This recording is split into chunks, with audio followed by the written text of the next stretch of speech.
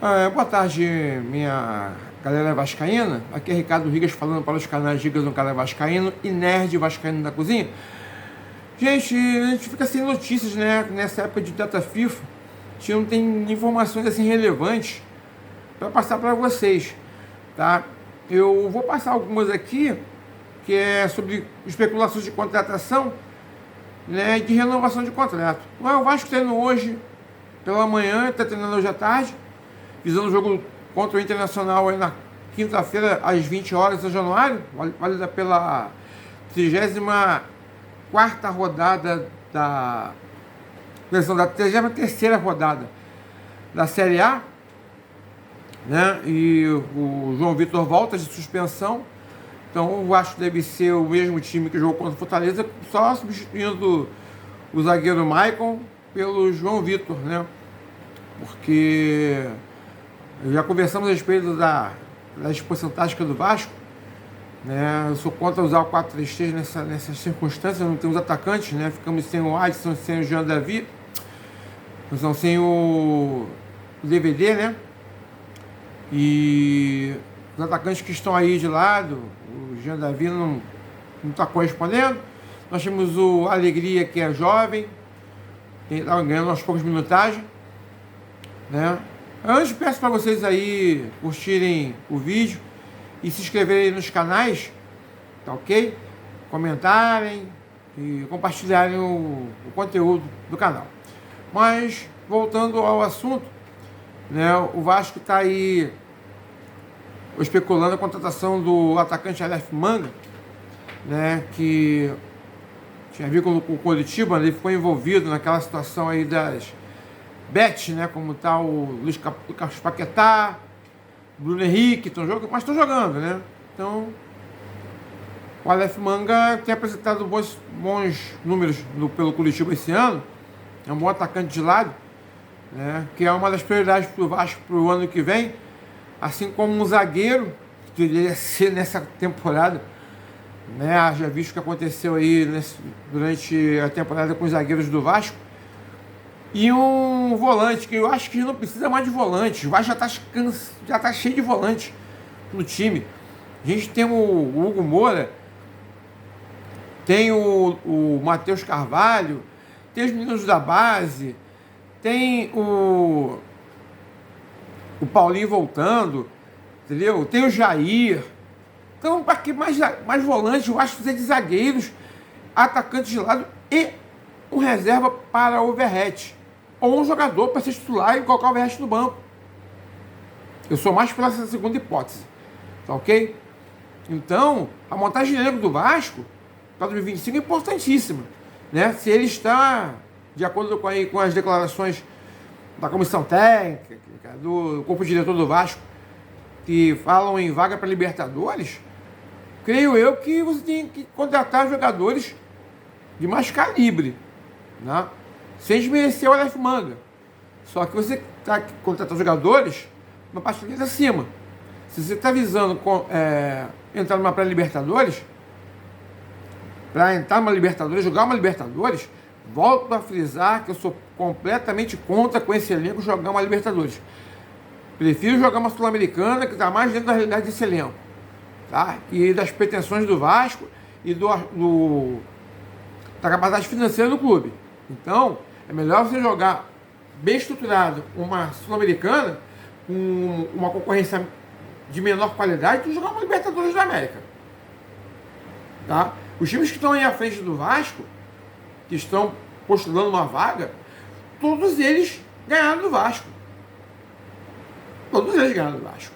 Em algum momento. Tá? O Flamengo ganhou do Vasco, o Palmeiras ganhou do Vasco. Mas, entendeu? O Botafogo venceu o Vasco. O Fortaleza venceu o Vasco. Apesar do Vasco ter ganho o Fortaleza aqui. O São Paulo ganhou do Vasco. Apesar do Vasco ter ganho o São Paulo aqui também, né? Mas, pô, nós ganhamos 4-1 no São Januário. Eles meteram 3-0 na gente, né? Então, todos os times que estão acima, que são brasileiros, né, ganharam do Vasco. Então, eu acho que você, jogando uma Sul-Americana e visando uma vaga Libertadores para 2026, aí eu acho um degrau possível, plausível para esse elenco. Entendeu?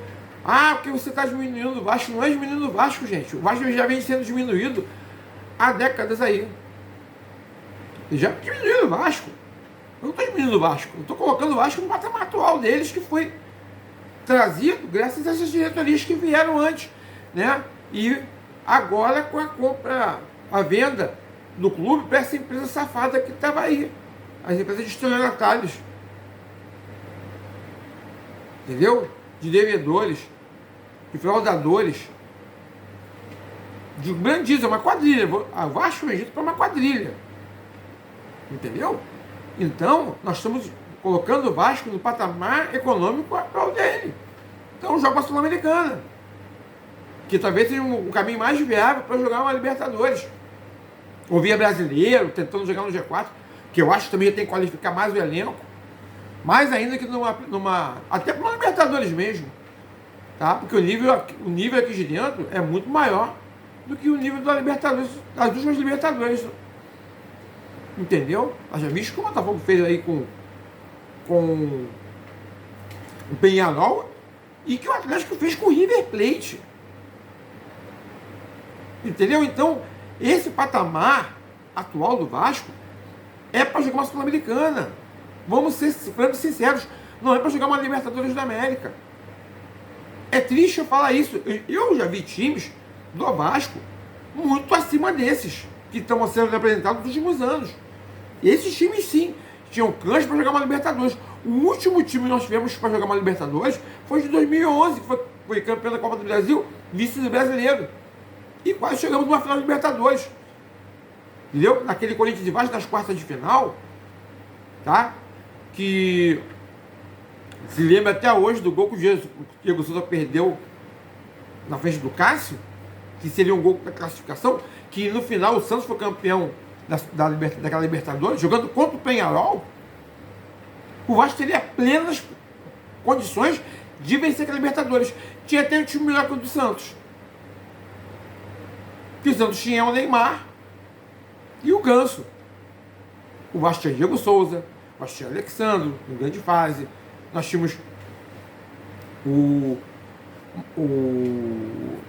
Dedé jogando na zaga. Nós tínhamos um time muito bom. Entendeu? O time do Vasco era um time muito bom. E pô, não foi campeão brasileiro por conta do que aconteceu com as arbitragens. Que nós fomos prejudicados, pelo menos 2 jogos contra o Flamengo fomos prejudicados. Que oscilaram 4 pontos, que esses 4 pontos levariam o Vasco a ser campeão brasileiro. Porque ganharia no Flamengo, com os 2 pênaltis, né, nos empates, ganharíamos os jogos, faríamos 4 pontos, empataríamos com o Corinthians em número de pontos, só passaríamos o Corinthians pelo número de vitórias. Que é o segundo critério para desempate, no caso de igualdade de pontos. Entendeu? Então, é isso. O quadro do Vasco, atualmente, é para jogar uma Sul-Americana. Entenderam? Então, também tem a notícia da tentativa de renovação com o lateral Vitor Luiz, que está no banco de reservas. Na minha opinião, seria uma boa você renovar com ele, porque aí você venderia o Lucas Piton, já que tem clubes interessados fora do Brasil para adquiri-lo. Venda, que é um ativo que o Vasco tem, vende o Lucas Piton, mantém o Leandrinho e o Vitor Luiz. Colocaria o Leandrinho jogando como titular e o Leandrinho como banco dele. Com mais minutagem, podendo ter mais minutagens. Entendeu? Então, sou a favor da tentativa de renovação de contrato do Vitor Luiz, que quando foi acionado, correspondeu. Ele jogou 12 partidas, fez um gol e deu uma assistência. Entendeu? O Lucas Piton jogou várias partidas aí, como titular. É um bom número, para mim é um bom número. O cara tem em 12 partidas um gol e uma assistência. Sabe? Então, eu acho uma boa renovar com o Vitor Luiz, aí você poderia vender o Lucas Piton. Entendeu? A Roma, que a Roma está interessada, vende para a Roma, logicamente com um preço justo, e o Vasco consiga ter um ganho financeiro, né? E promove o Leandrinho como titular, deixando o Vitor Luiz, que é um reserva interessante, caso o Leandrinho sinta essa oscilação, né, que é natural da garotada, saindo dos juniores, fazer transição dos juniores para o profissional, já tem um lateral esquerdo experiente, de 31 anos, né? Já está na forma física boa, e que é experiente, vai poder jogar e ajudar a molecada que está chegando, entendeu? Então, a notícia que eu tenho de hoje são essas, né? Outras eu não quero nem falar, a especulação aí que tem, né, de certos canais aí do YouTube que especulam várias contratações. Nós temos de real são a tentativa do Aleph Manga, junto ao staff do jogador, né, que é um atacante de lado, e a renovação do Vitor Luiz, né, e os treinamentos que começaram hoje, segunda-feira, visando o jogo contra o Internacional. O time treinou normalmente, o Paia treinou normalmente, entendeu? Então, os problemas médicos, o Paulinho já foi liberado, tá? Tá liberado completamente. Só depende agora do Rafael Paiva escalá-lo ou não, porque aí é o meio-campo para mim ideal no 4-4-2. O Moura, Jair, Paulinho, e aí você coloca aí o Maxime Domingues, ou o Paier, ou o Coutinho, tá entendendo? E dois atacantes de frente, o Verratti mais um, seja o GB, seja o Ryan, entendeu?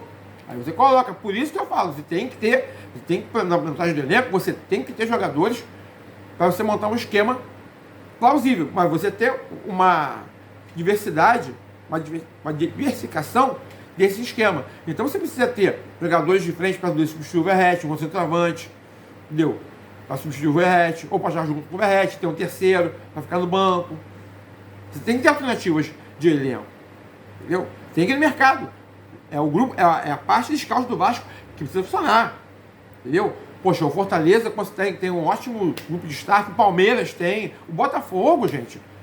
O Botafogo. Tá entendendo? O Botafogo tem. Qual os jogadores que o Palmeiras pegou caríssimos? Ou Fortaleza, que tem a folha salarial, que é metade da folha salarial do Vasco, e está em segundo lugar no campeonato. Me diz, segundo ou terceiro, né? Mas tá no G4. Me diz. Ele paga salários menores. Se a folha salarial quase a metade, é um pouco mais da metade da do Vasco. Então, a parte de scouts do Fortaleza está de parabéns, tem que bater palmas para ele. Faz um trabalho excelente, deu a SAF, quem controla a SAF é o próprio Fortaleza. Sabe? Então, o caminho das pedras está aí, ó. Várias equipes estão mostrando o caminho das pedras. É só, eu acho, seguir esse caminho das pedras.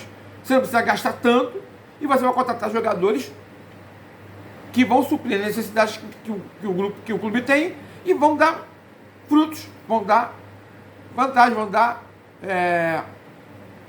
melhores performances para a equipe, e essas melhores performances vão gerar melhores colocações e melhores idas às competições internacionais. Entendeu? Então é isso, é o scout. Nos tempos de hoje, que a grana está curta para todo mundo, você tem que ter não é a criatividade, é ter o conhecimento de trabalhar com a forma correta, trabalhar com o que você tem, mas sabe, procurar material humano, que, poxa, o Brasil é muito grande. O Brasil é gigantesco, tem milhares de jogadores aí que passam descobertos. Bom, aqui é Ricardo Rigas, que falou para os canais Nerd Vascaíno na Cozinha e Rigas no Canal Vascaíno. Como pedi antes, curtam, comentem, deixem seu like e se inscrevam nos canais. Ok, gente? Eu desejo a todos uma boa segunda-feira. Fiquem todos com Deus. E um beijo no coração.